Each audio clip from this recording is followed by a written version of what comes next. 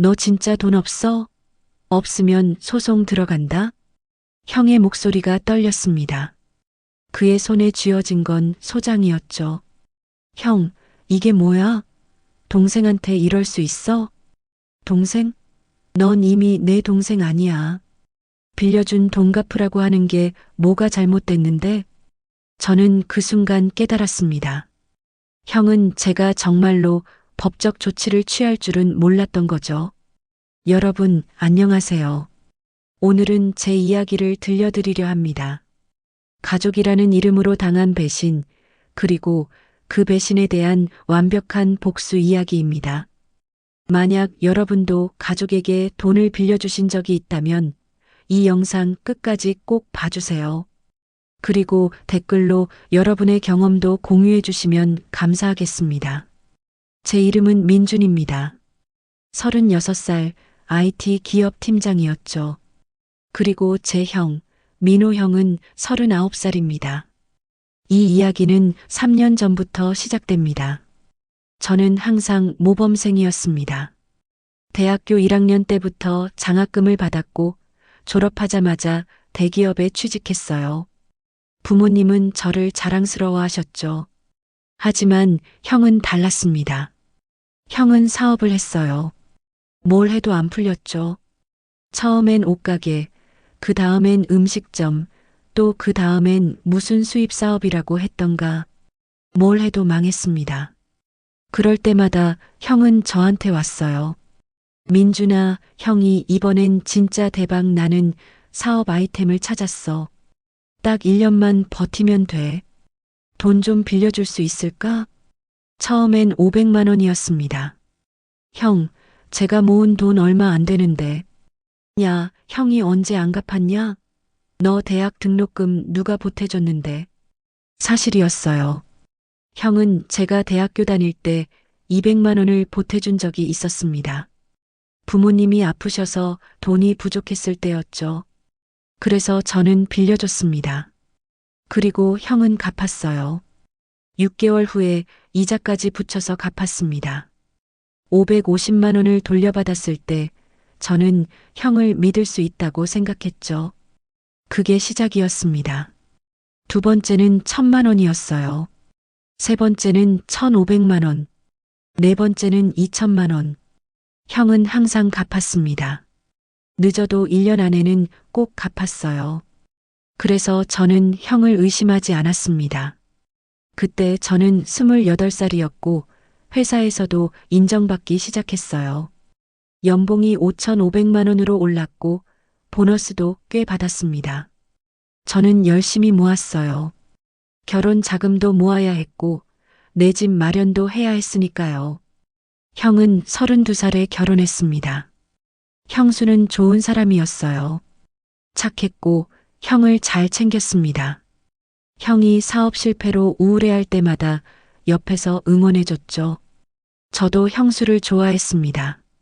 결혼식 날 형이 제게 말했어요. 민준아, 형이 이제 정신 차릴게.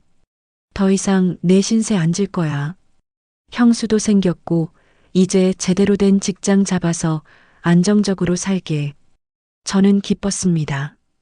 형이 드디어 철이 들었다고 생각했죠. 하지만 그건 착각이었습니다. 결혼 6개월 후 형이 다시 연락을 했어요. 민준아, 미안한데 나에게 돈 좀 빌려줄 수 있을까? 형, 뭔 일이에요? 아니, 형수가 임신을 했는데 집이 너무 좁아. 전세 자금 좀 보태줄 수 있을까? 얼마냐고 물었더니 3천만 원이라고 했습니다. 저는 망설였어요. 금액이 너무 컸습니다. 하지만 형은 제 조카가 생긴다고 했고 조카를 위해서라고 했어요. 형, 이건 꼭 갚아주셔야 해요. 저도 결혼 준비해야 하거든요. 그럼 당연하지. 형이 차용증도 써줄게. 2년 안에 꼭 갚을게. 차용증을 받았습니다. 하지만 그게 마지막이 될 줄은 몰랐죠. 2년이 지났습니다. 저는 31살이 됐고 여자친구도 생겼어요. 결혼을 생각하고 있었고 집을 알아보기 시작했습니다. 그래서 형한테 연락했죠. 형, 차용증에 2년이라고 적혀 있는데 이제 좀 갚아주실 수 있어요? 아, 그거. 민준아, 미안한데 조금만 더 기다려줘. 지금 형수가 애 키우느라 일을 못하고 형도 회사에서 구조조정 당해서. 네. 형 회사 잘린 거예요? 응. 미안하다. 조금만 기다려줘. 저는 기다렸습니다. 6개월을 더 기다렸어요. 하지만 형한테서 연락이 없었습니다. 제가 먼저 연락을 해야 했죠. 형, 저도 이제 결혼 준비해야 해서요. 3천만 원은 어렵더라도 일부라도 갚아주시면 안 될까요? 민준아, 내가 정말 미안한데 지금 내 상황이 진짜 안 좋아. 조금만 더 기다려줘. 응? 형의 목소리는 힘이 없었습니다. 저는 마음이 약해졌어요. 형도 힘든데 제가 너무 돈 타령만 하는 건 아닌가 싶었죠. 그래서 또 기다렸습니다. 1년이 더 지났어요. 저는 32살이 됐고 여자친구와 결혼 날짜를 잡았습니다. 전세 계약도 해야 했고 결혼식 비용도 준비해야 했어요. 제 통장에 있는 돈은 8천만 원 정도였습니다. 형한테 빌려준 3천만 원을 빼면 5천만 원이었죠. 부족했어요. 형, 정말 죄송한데요. 저 다음 달에 결혼하거든요. 3천만 원 중에 절반만이라도 갚아주실 수 있으세요? 민준아, 내가 진짜 미안하다. 지금 내 통장에 20만 원밖에 없어. 어떻게 해? 조금만 더 기다려줘. 형, 근데 SNS 보니까 형수님이랑 제주도 가셨던데요? 그건 형수 친구가 초대해줘서 그냥 간 거야. 우리가 돈 쓴 거 아니야. 저는 화가 났습니다. 하지만 참았어요. 형이니까요. 피를 나눈 형이니까요. 결혼식을 올렸습니다. 형은 왔어요. 축의금 30만 원을 냈죠. 그리고 제 귀에 대고 속삭였습니다. 민준아, 내가 정말 미안하다. 곧 갚을게. 저는 아무 말도 하지 않았습니다. 결혼 후 6개월이 지났어요. 형한테서 연락이 왔습니다. 이번엔 형수였죠. 민준 도련님, 제가 전화해서 미안해요. 그런데 오빠한테 한 번만 더 돈 좀 빌려줄 수 있을까요? 네. 둘째를 가졌는데 병원비가 좀 필요해서요. 500만 원만 빌려줄 수 있을까요? 저는 멍했습니다. 형수님, 형한테 빌려준 3천만 원도 아직 못 받았는데요. 네, 그거 알고 있어요. 근데 우리 지금 진짜 급해서 그래요. 제가 다음 달에 꼭 갚을게요. 제발요. 저는 거절하고 싶었습니다. 하지만 아내가 말했어요. 여보, 그냥 빌려줘. 가족인데. 그래서 또 빌려줬습니다. 500만 원을. 그리고 그 돈도 돌아오지 않았습니다. 1년이 또 지났어요. 이제 총 3,500만 원이 됐습니다. 저는 34살이 됐고 아이도 하나 생겼어요. 육아 휴직 중인 아내와 저는 빠듯하게 살았습니다. 전세 자금 대출 이자만 해도 매달 80만 원이었죠. 형한테 연락했습니다. 형, 저 이제 진짜 돈이 필요해요. 아이 키우는데 돈이 너무 많이 들어가잖아요. 민준아, 나도 지금 애들 키우는데 얼마나 힘든지 알아? 조금만 더 기다려줘. 형, 저도 힘들어요. 제발 조금만이라도. 야, 너 지금 나한테 돈 달라고 협박하는 거야? 너 몇 푼 빌려줬다고 지금 그래? 형이 화를 냈습니다. 처음이었어요. 형이 저한테 화를 내는 게. 형, 저 협박하는 거 아니에요. 그냥 힘들어서 그래요. 좋아. 알았어. 나중에 갚을게. 끊는다. 뚝. 전화가 끊겼습니다. 저는 멍하니 앉아 있었어요. 뭔가 잘못됐다는 걸 느꼈습니다. 그리고 2주 후 충격적인 사실을 알게 됐습니다. 형이 새 차를 샀다는 거예요. 페이스북에 올라온 사진을 봤습니다. 신형 소렌토였어요. 가격이 4천만 원 정도 하는 차였죠. 형수가 쓴 글에는 이렇게 적혀 있었습니다. 오빠가 드디어 승진했어요. 기념으로 새 차 샀어요. 애들아, 이제 편하게 다닐 수 있다. 저는 전화를 걸었습니다. 손이 떨렸어요. 형, 새 차 샀어요? 그게. 형, 승진했으면 제 돈 갚을 수 있는 거 아니에요? 야, 그건 회사에서 지원금 나와서 산 거야. 내 돈 아니야. 지원금이요? 무슨 회사가 4천만 원짜리 차를 지원해줘요? 야, 너 지금 날 거짓말쟁이 만들고 싶어? 그럼 그렇게 해. 형은 또 화를 냈습니다. 그리고 다음 날 형한테서 문자가 왔어요. 민준아, 내가 너 때문에 어젯밤에 잠도 못 잤다. 너 돈만 밝히는 인간 됐구나. 내가 너에게 진짜 실망했어. 당분간 연락하지 마. 저는 그 문자를 보고 울었습니다. 제가 잘못한 건가요? 제 돈을 돌려달라고 하는 게 잘못인가요? 아내가 말했어요. 여보, 이제 그만해. 그냥 우리가 벌어서 살자. 형한테 기대하지 말고. 저도 그러려고 했습니다. 하지만 한 달 후 결정타가 왔습니다. 부모님 환갑잔치 자리였어요. 친척들이 다 모였고 저희 부부도 참석했습니다. 형 가족도 당연히 왔죠. 형은 저를 피했어요. 말도 안 걸고 눈도 안 마주쳤습니다. 그러다 술이 취한 형이 친척들 앞에서 말했어요. 야, 우리 민준이 요즘 돈 많이 번대. 대기업 다니면서 연봉이 얼마야? 1억 넘지? 친척들이 웃으면서 저를 쳐다봤습니다. 민준이가 효자네. 부모님 효도 많이 하겠어. 그때 형이 한마디 더 했습니다. 근데 나한테는 쪼잔하게 돈 타령만 하더라고. 형제간에 그렇게 따질 일인가? 순간 귀를 의심했습니다. 형, 지금 뭐라고 하신 거예요? 왜? 사실이잖아.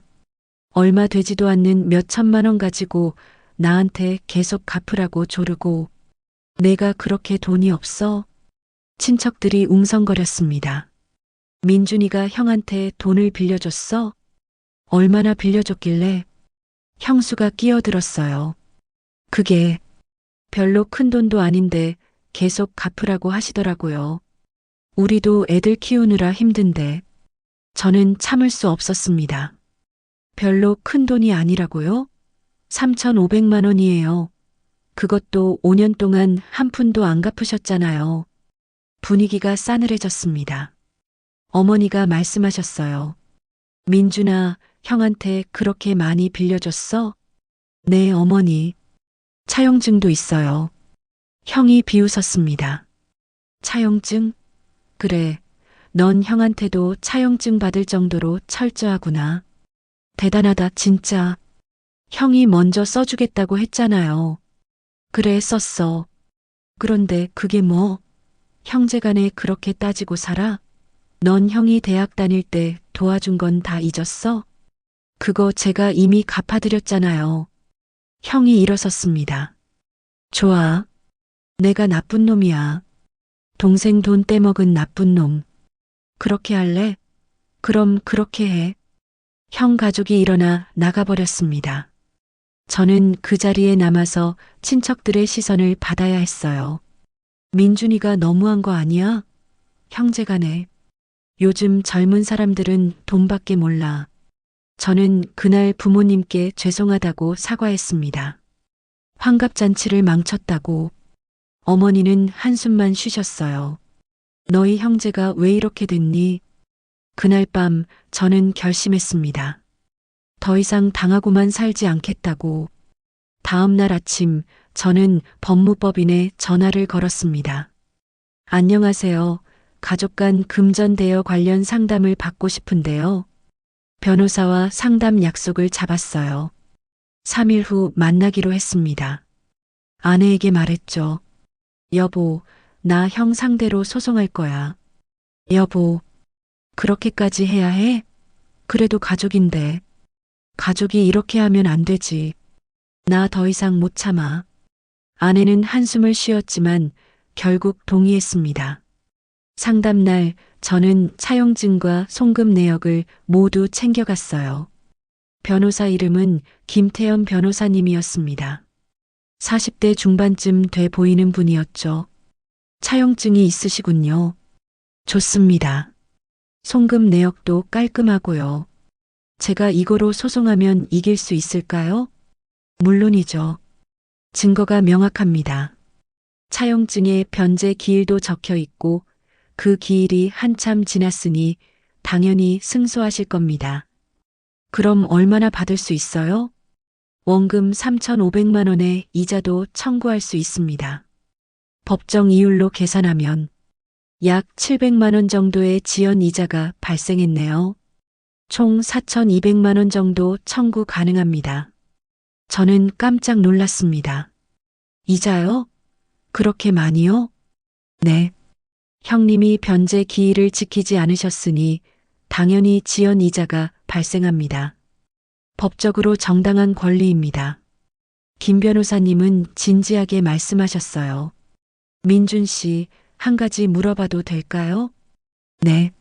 정말로 형님을 상대로 소송하실 건가요? 가족 관계가 완전히 깨질 수도 있습니다. 저는 잠시 망설였습니다. 하지만 형이 환갑잔치에서 했던 말들이 떠올랐어요. 친척들 앞에서 저를 쪼잔한 사람으로 만들었던 그 순간이요. 네, 하겠습니다. 알겠습니다. 그럼 소장을 준비하겠습니다. 일주일 후 소장이 완성됐습니다. 저는 형에게 마지막으로 전화를 걸었어요. 형, 저예요. 뭐야? 형, 마지막으로 한 번만 더 말씀드릴게요. 돈 갚아주세요. 그럼 이 일 없던 걸로 하겠습니다. 또 시작이야? 야, 나 지금 바빠. 끊는다. 형, 안 갚으시면 저 소송 진행합니다. 형이 웃었어요. 비웃는 웃음이었죠. 소송? 너 진짜 하겠어? 동생이 형한테 소송을 해? 해봐. 어디 한번 해봐. 형, 진심이세요? 그래, 진심이야. 해봐. 너 그렇게 하면 부모님이 뭐라고 하실지 알아? 형? 그리고 말이야, 너 소송해봤자 뭐 건질 게 있을 것 같아? 내 통장 텅텅 비었어. 가져갈 거 없어. 그 말을 듣고 저는 확신했습니다. 형은 변하지 않을 거라고. 알겠습니다. 형? 전화를 끊고 김 변호사님께 연락했어요. 변호사님, 소송 진행해 주세요. 알겠습니다. 그리고 일주일 후 형에게 법원 소장이 날아갔습니다. 형한테서 전화가 왔어요. 목소리가 떨리고 있었습니다. 야, 민준아, 너 진짜 미쳤어? 형한테 소송을 해? 형, 저 경고했잖아요. 너 이러면 우리 부모님이 뭐라고 하실 줄 알고 그래. 그건 형이 걱정하셔야죠. 야, 너 진짜. 저는 전화를 끊었습니다. 그날 저녁 부모님께 전화가 왔어요. 민준아, 내가 형한테 소송을 했다며? 네, 아버지. 너 정말로 그렇게까지 하고 싶었니? 아버지, 저도 더 이상 못 참겠어요. 형이 5년 동안 한 푼도 안 갚으셨어요. 그래도 그렇지. 형제가. 아버지, 형이 환갑잔치에서 뭐라고 했는지 아세요? 저를 쪼잔하다고 했어요. 친척들 앞에서요. 아버지는 한숨을 쉬셨습니다. 알았다. 네 마음대로 해라. 전화가 끊겼습니다. 저는 죄책감이 들었어요. 하지만 동시에 후련했습니다. 드디어 제 권리를 찾기 시작한 거니까요. 첫 재판 기일이 잡혔습니다. 법원에 갔을 때 형과 형수가 와 있었어요. 둘 다 표정이 심각했습니다. 형은 저를 째려봤어요. 너 진짜 끝까지 갈 거야? 저는 대답하지 않았습니다. 재판이 시작됐어요. 판사님이 차용증과 송금 내역을 검토했습니다. 피고 측에서 할 말씀 있으십니까? 형의 변호사가 일어섰어요. 네, 판사님. 이건 형제간의 증여로 봐야 합니다.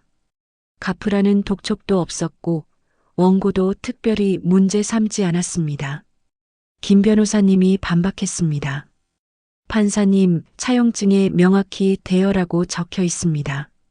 그리고 원고는 지속적으로 변제를 요청했습니다. 증거가 있습니까? 네, 통화 녹음과 문자 메시지가 있습니다. 저는 사전에 준비한 증거들을 제출했어요. 형한테 돈 달라고 했던 통화 녹음, 문자 메시지들이었습니다. 판사님이 검토하더니 말씀하셨어요.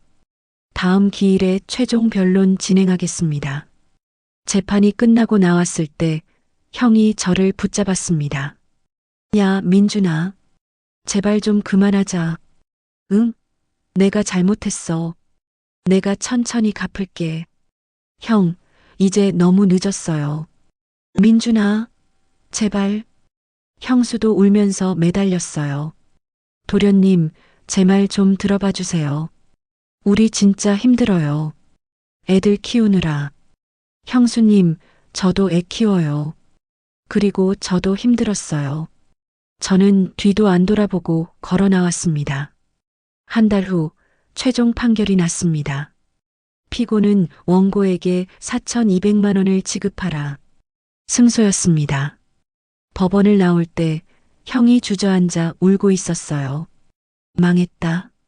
진짜 망했어. 형수는 제게 다가와 소리쳤습니다. 도련님, 도련님이 이러면 우리 애들은 어떻게 하라고요? 도련님 정말 이러면 사람이 아니에요?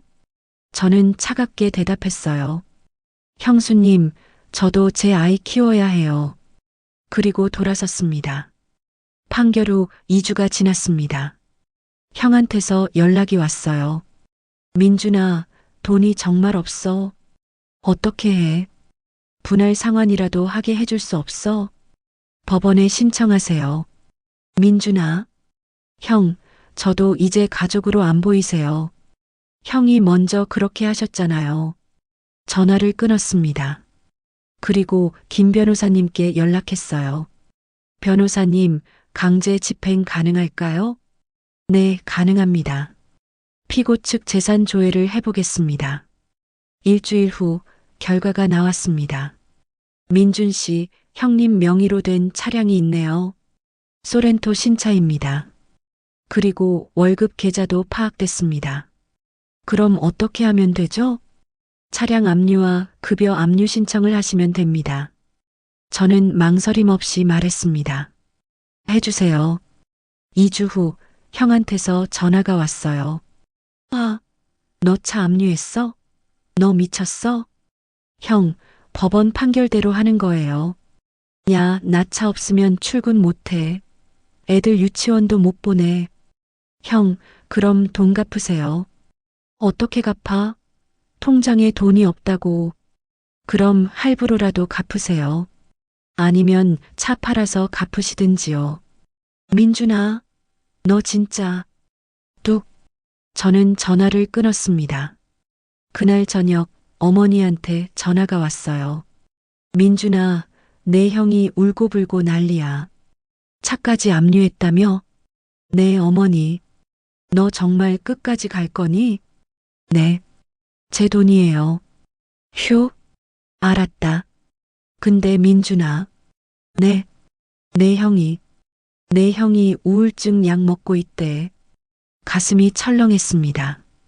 그게 무슨, 내가 소송하고 나서부터 잠도 못 자고 밥도 못 먹는데 정신과 다니면서 약 먹고 있어. 민준아, 제발 좀 그만하자. 형이 죽겠다고 난리야. 저는 아무 말도 할 수 없었습니다. 전화를 끊고 한참을 앉아 있었어요. 제가 너무 심한 걸까요? 아내가 옆에 앉았습니다. 여보, 괜찮아? 모르겠어. 내가 너무한 건가? 여보, 당신 잘못 없어. 형님이 먼저 배신하신 거잖아. 그래도 형이 우울증 약까지 먹는다는데. 아내가 내 손을 잡았어요. 여보, 그건 형님이 선택한 거야. 당신 탓이 아니야. 저는 눈물이 났습니다. 왜 이렇게까지 됐을까요? 우리 형제가. 하지만 저는 멈추지 않았습니다. 다음 날 형의 월급 계좌도 압류했어요. 형한테서 미친 듯이 전화가 왔지만 받지 않았습니다.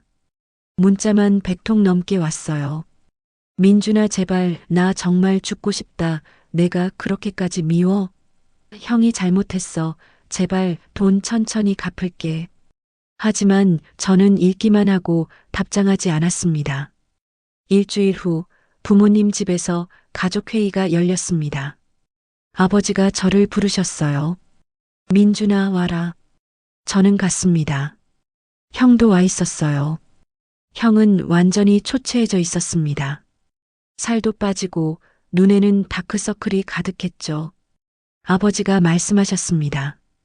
민준아, 내 형한테 시간을 좀 줘라. 천천히 갚게. 아버지, 이미 5년이나 기다렸어요. 그래도 그렇지. 내 형이 저렇게 됐잖니. 저는 형을 봤어요. 형은 고개를 숙이고 있었습니다. 형, 할 말 있으세요? 형이 고개를 들었어요. 눈이 충혈돼 있었습니다. 민준아, 내가 잘못했어. 진짜 잘못했어. 내가 너무 안일했어. 내가 동생이니까 언젠가는 이해해 줄 거라고 생각했어. 형, 근데 내가 틀렸어. 내가 얼마나 힘들었을지. 이제야 알겠어. 형이 울기 시작했습니다. 민준아, 형이 진짜 갚을게. 매달 50만 원씩이라도 갚을게. 제발, 제발 좀 시간을 줘. 저는 한참을 생각했어요. 그리고 말했습니다. 형, 매달 100만 원씩 갚으세요. 100만 원? 네. 그리고 공증 받으세요. 한 달이라도 밀리면 바로 강제 집행 들어갑니다. 형이 고개를 끄덕였습니다. 알았어. 그렇게 할게. 그날 우리는 공증 사무소에 갔습니다. 형은 매달 100만 원씩 42개월 동안 갚기로 약속했어요. 공증서에 서명하는 형의 손이 떨렸습니다. 민준아, 네, 내가 정말 미안해. 저는 아무 말도 하지 않았습니다. 그냥 공증서를 챙겨서 나왔어요. 그리고 매달 1일 형한테서 100만 원씩 입금됐습니다. 첫 달, 두 번째 달, 세 번째 달. 형은 한 번도 밀리지 않고 입금했어요. 가끔 문자가 왔습니다. 민준아, 이번 달도 입금했어. 저는 답장하지 않았습니다. 그냥 확인만 했죠. 6개월이 지났습니다. 명절 때 집에 갔어요. 형도 와 있었습니다. 하지만 우리는 서로 말을 섞지 않았어요. 형은 제 눈을 피했고 저도 형을 쳐다보지 않았습니다. 어머니가 한숨을 쉬셨어요. 너희 둘이 언제까지 이럴 거니? 하지만 저는 대답하지 않았습니다. 1년이 지났습니다. 형은 여전히 매달 100만 원씩 입금했어요. 그리고 어느 날 형한테서 전화가 왔습니다. 민준아, 나 이직했어. 그래요? 응. 연봉이 좀 올랐어. 그래서 말인데, 매달 150만 원씩 갚아도 될까? 조금 빨리 끝내고 싶어서. 저는 놀랐습니다. 그렇게 하세요. 고맙다. 전화가 끊겼습니다. 그 후로 형은 매달 150만 원씩 입금했어요. 2년 반 만에 모든 돈을 갚았습니다. 마지막 입금이 됐을 때 형한테서 문자가 왔어요. 민준아, 다 갚았어. 그동안 정말 미안했어. 형이 잘못했어. 저는 한참을 그 문자를 보고 있었습니다. 그리고 답장을 보냈어요. 수고하셨어요. 딱 그 한마디만요. 그로부터 3년이 지났습니다. 저는 39살이 됐고 회사에서 부장으로 승진했어요. 연봉도 1억 2천만 원으로 올랐습니다. 아이도 둘이 됐고 아파트도 샀어요. 전세에서 벗어나 내 집을 마련한 거죠.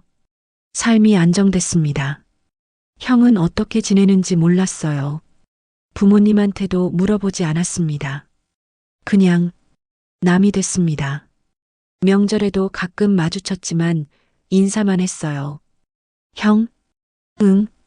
그게 다였습니다. 어느 토요일 오후였어요. 아이들과 함께 백화점에 갔습니다. 아내 생일 선물을 사러요. 그런데 푸드코트에서 형을 봤습니다. 형은 혼자 앉아서 김밥을 먹고 있었어요. 옆에는 아무도 없었습니다. 저는 걸음을 멈췄습니다. 형은 저를 보지 못했어요. 고개를 숙이고 김밥을 먹고 있었죠. 왠지 모르게 마음이 아팠습니다. 형이 많이 늙어 보였어요. 아내가 제 팔을 잡았습니다. 여보, 형님이다. 응? 가서 인사할래? 저는 고개를 저었습니다.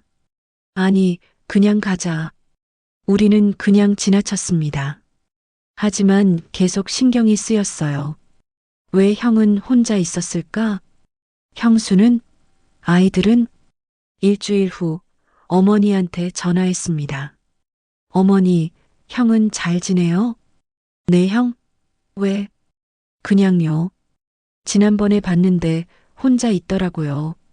어머니가 한숨을 쉬셨어요. 네, 형. 이혼했어. 네. 작년에 이혼했어. 내 형수가 견디다 못해서 나갔대. 저는 할 말을 잃었습니다. 왜 이혼했어요? 내 형이. 내 형이 너한테 돈 갚느라 너무 힘들었나 봐. 집안이 계속 어려웠고 내 형수가 스트레스를 많이 받았대. 결국 싸움이 잦아지더니 애들은 내 형수가 키우고 있어. 내 형은 한 달에 한 번 만난대. 저는 아무 말도 할 수 없었습니다. 민준아, 내 형 요즘 원룸에서 혼자 살아. 제대로 먹지도 못하고. 그래도 내 형, 너한테 돈 갚은 건 자랑스러워 하더라. 끝까지 갚았다고. 그것만은 지켰다고. 전화를 끊고 한참을 앉아 있었습니다. 형이 이혼했다고? 제 탓일까요? 아니, 형 탓이죠.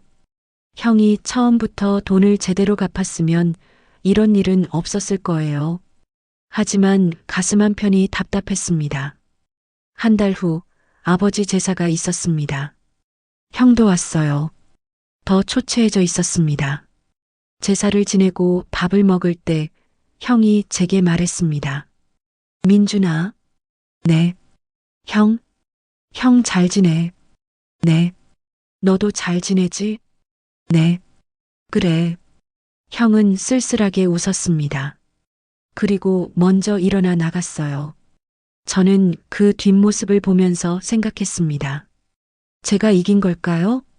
돈은 받았지만 형을 잃었습니다. 가족을 잃었어요. 이게 진짜 승리일까요? 그날 밤 집에 와서 아내와 이야기했습니다. 여보, 내가 너무한 걸까? 무슨 소리야? 형이 이혼까지 했잖아. 내가 너무 몰아붙인 거 아닐까? 아내가 제 손을 잡았어요. 여보, 그건 당신 잘못이 아니야. 형님이 처음부터 약속을 지켰으면 그런 일은 없었을 거야. 하지만, 여보, 당신은 당신의 권리를 찾은 거야. 잘못한 거 없어. 맞는 말이었습니다. 저는 잘못한 게 없어요. 제 돈을 돌려받은 것 뿐입니다. 하지만 왜 이렇게 마음이 무거울까요? 며칠 후 저는 형한테 문자를 보냈습니다. 형, 밥 한번 먹을까요? 1시간 후 답장이 왔어요. 응, 좋아. 우리는 조용한 식당에서 만났습니다. 서로 마주 앉았지만 한동안 아무 말도 하지 못했어요. 결국 제가 먼저 입을 열었습니다. 형, 잘 지내요? 응. 뭐 그럭저럭. 이혼했다고 들었어요. 응. 작년에. 많이 힘드시죠? 형이 쓸쓸하게 웃었습니다. 힘들지. 근데 내가 자초한 일이니까. 민준아, 형이 말이야. 네. 형이 너무 안일했어. 동생이니까 괜찮을 거라고, 언젠가는 이해해 줄 거라고 생각했어. 형, 근데 내가 틀렸어. 가족이라고 해서 다 용서되는 건 아니더라. 형의 눈이 붉어졌습니다. 민준아, 내가 진심으로 미안해. 그때 내가 제대로 된 인간이었으면 좋았을 텐데. 저도 눈물이 났습니다. 형, 야, 울지 마. 너 잘못 없어. 내가 다 잘못한 거야. 우리는 그날 오랜만에 형제처럼 이야기했습니다. 과거에 대해서, 현재에 대해서, 미래에 대해서요. 헤어질 때 형이 말했어요. 민준아, 형이 다시 시작할게. 이번엔 제대로 살게. 네, 형. 응원할게요. 고맙다. 그리고 정말 미안했어. 형은 그렇게 돌아갔습니다. 저는 한참을 그 자리에 서 있었어요. 제가 형한테서 받은 건 4,200만 원이었습니다. 하지만 잃은 건 그보다 훨씬 많았죠. 형제의, 가족의 신뢰, 그리고 마음의 평화. 돈은 돌아왔지만 관계는 돌아오지 않았습니다. 지금도 가끔 생각해요. 제가 다른 선택을 했다면 어땠을까? 조금 더 기다려줬다면? 조금 더 이해해줬다면? 하지만 동시에 알아요. 그랬다면 저는 계속 당했을 거라는 걸. 형은 변하지 않았을 거라는 걸. 때로는 사랑하는 사람에게도 선을 그어야 합니다. 가족이라고 해서 모든 게 용서되는 건 아니에요. 그게 제가 배운 교훈입니다. 여러분, 여기까지 제 이야기였습니다. 긴 이야기 들어주셔서 감사합니다.